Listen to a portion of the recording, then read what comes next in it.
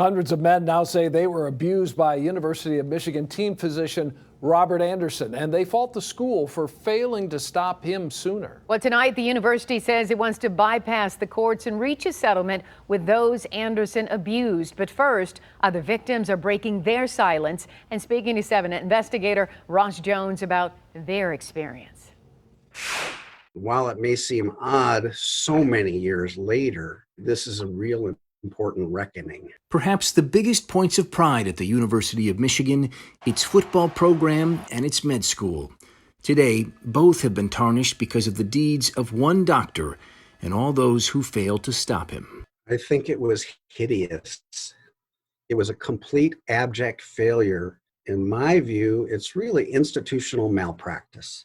Dr. Robert Anderson worked at U of M for 35 years. He was the physician for the school's football team, and before that, director of the university's health services. That's where he met Larry Abramson in 1972. Then a freshman, he came to the clinic to be treated for a fever and sore throat. I remember him looking, in my throat and then having me lie down, and he did an abdominal exam. And then after that, he did a genital exam for no reason whatsoever. At the time of the exam, Larry was only 18. This is weird. I'm out of here. I'm not going back there, but what recourse might you really have? For the next 48 years, Larry didn't talk about what happened in the exam room until this February, when other victims began coming forward. I'm here today to speak up again, to let the University of Michigan know that I will not be ignored again. Ted DeLuca says he was assaulted 3 years after Larry Abramson. A member of the wrestling team, he came to Dr. Anderson to treat his shoulder. Instead, he said the doctor fondled his genitals and gave him a rectal exam.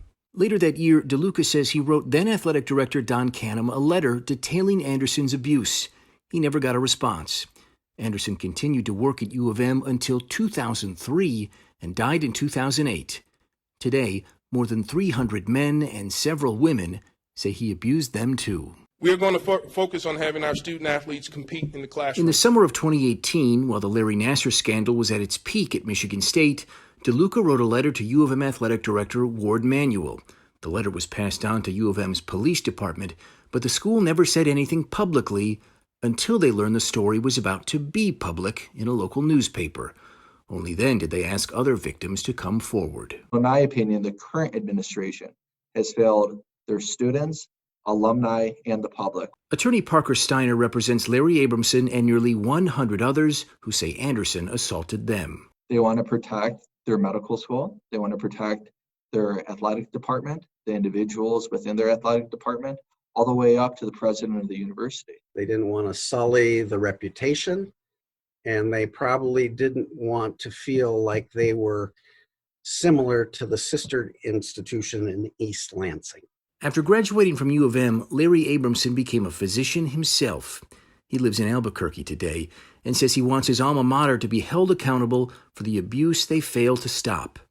He will always root for Michigan, but says he can't feel the same sense of pride he once did. Students and athletes were more or less sacrificed on the altar of the Block M because they denied his malfeasance. A U of M spokesman declined to answer any questions about these new allegations, citing an ongoing investigation being conducted by a firm they hired to look into Anderson's abuse. Yesterday, U of M announced that they are looking to set up a system that will allow them to settle these claims outside of a courtroom. They say they're doing this for victims' privacy.